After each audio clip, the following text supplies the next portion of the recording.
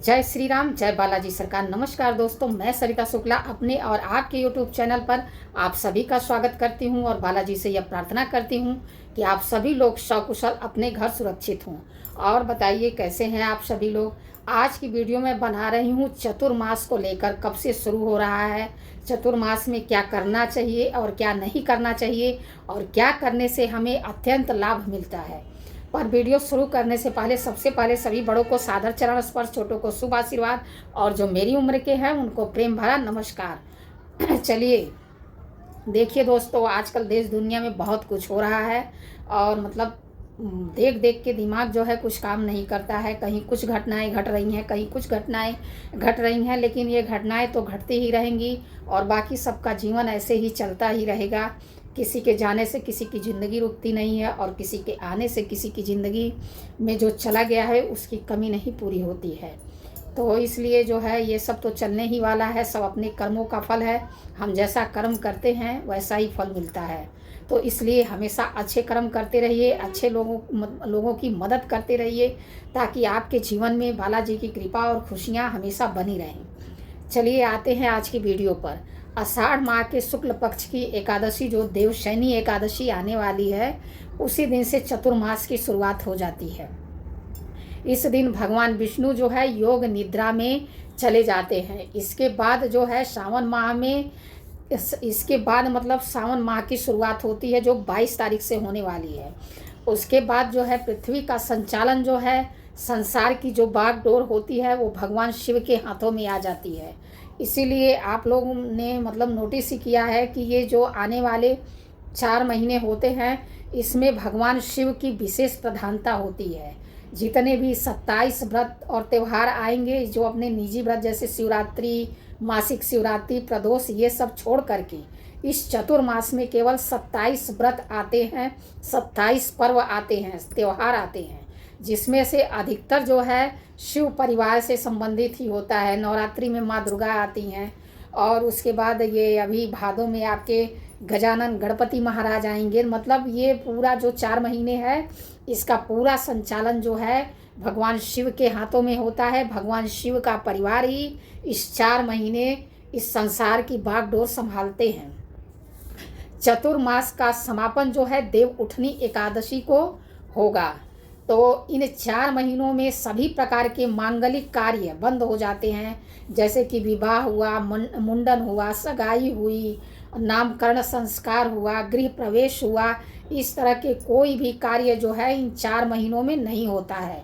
जब देव उठनी एकादशी आएगी उसके बाद से जो है फिर सब मांगलिक कार्यों की शुरुआत होती है। इस बार देव उठनी एकादशी जो है 12 नवंबर 2024 को पड़ रही है।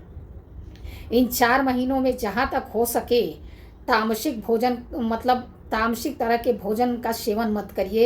इन 4 महीने में जो ऋषि मुनि होते थे, हमारे जो पहले के ज़माने के जो ऋषि मुनि होते थे, आज भी बहुत से लोग हैं, वो एक जगह पर ही बैठ करके जो है मतलब पूजा पाठ, जप तप, आराधना जो करनी होती है एक जगह बैठकर ही करते हैं। मतलब घूम घूम के वो प्रदक्षिणा करके कोई भी वो प्रार्थना नहीं करते हैं। उसका कारण ये है कि आप लोग देख ही रहे हैं, ये 4 महीने जो है बारिश का मौसम रहता है, चारों तरफ बरसात रहती है, बाढ़ आने की समस्याएं रहती हैं। इन सब वजहों से जो पहले शास्त्रों में चीज़ें बताई गई हैं उनका कुछ उद्देश्य था, उनका कुछ कारण था। इसलिए जहाँ तक हो सके इस दौरान जो है ध्यान, पाठ, जप जो भी आपको करना है अपने घर में रह करके करिए। अपने घर में जितना हो सके ईश्वर की आराधना करिए, इससे आपको विशेष मतलब लाभ होगा। दान पुण्य का इस महीने में विशेष महत्व है। हो सके तो सूर्योदय के पहले उठने की कोशिश करिए।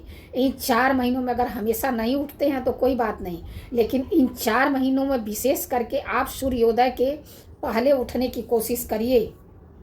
इससे आपके आधे संकट ऐसे ही दूर हो जाएंगे। चतुर्मास में यह चीज़ें बिल्कुल भी नहीं खानी चाहिए, भूल कर भी यह चीज़ें नहीं खानी चाहिए जिसमें आता है दूध, दही, गुड़, तेल, बैगन, पत्तेदार सब्जियां, मांस, मदिरा। इन सब चीज़ों का सेवन बिल्कुल मत करिए। जितना हो सके सात्विक रहिए। और जैसे कि कठोर चीज़ों का सेवन ज़्यादा कर सकते हैं, दाल टाइप चीज़ों का, जैसे चना हुआ, मटर हुआ, मतलब इस तरह के कठोर चीज़ों का ज़्यादा सेवन करिए। सब्जियों का इस तरह कम सेवन करें। इसका कारण एक और भी है, बारिश पड़ती है तो तमाम तरह के कीड़े मकोड़े जो है सब्जियों में घुसते रहते हैं, उनका मतलब होता रहता है। इस वजह से भी हमारे धर्मों में जो पहले चीज़ें जो बताई गई हैं, अब मतलब जब उसके अंदर हम जाते हैं तब हमको उसका महत्व पता चलता है। तो इन सब चीज़ों का जो है विशेष ध्यान रखिए। और चतुर्मास में अगर आप दूध, दही, घी, शहद और मिश्री का पंचामृत बना करके भगवान विष्णु का अभिषेक करते हैं, आपको अक्षय सुख की प्राप्ति होती है। चतुर्मास में अगर चांदी का बर्तन में आप हल्दी भर करके दान करते हैं, अगर जैसे चांदी के बर्तन ले लिए, अब मान लीजिए आपके पास चांदी का बर्तन नहीं है तो कोई बात नहीं, स्टील का ले लीजिए, स्टील भी चलेगा। लेकिन अगर है तो चांदी का लीजिए, छोटा ही सही चांदी का लीजिए। लेकिन अगर नहीं है, आप उतने सक्षम नहीं हैं, तो स्टील का बर्तन ले लीजिए, उसमें पूरी हल्दी भर दीजिए और उसको जो है उसका दान करिए। और इससे जो है माँ लक्ष्मी प्रसन्न होती हैं और आपके घर में धन धान्य की कभी भी कमी नहीं होगी।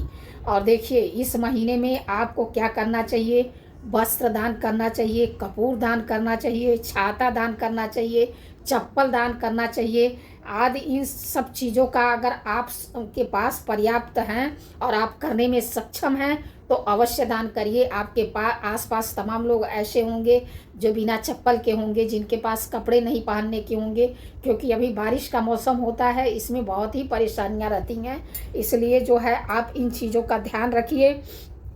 आपके ऐसा करने से आप पर भगवान भोलेनाथ और भगवान विष्णु और माँ लक्ष्मी की कृपा आपके ऊपर बनी रहेगी और आपके नौकरी, बिजनेस या अन्य कोई भी करियर में आपको सफलता प्राप्त होगी।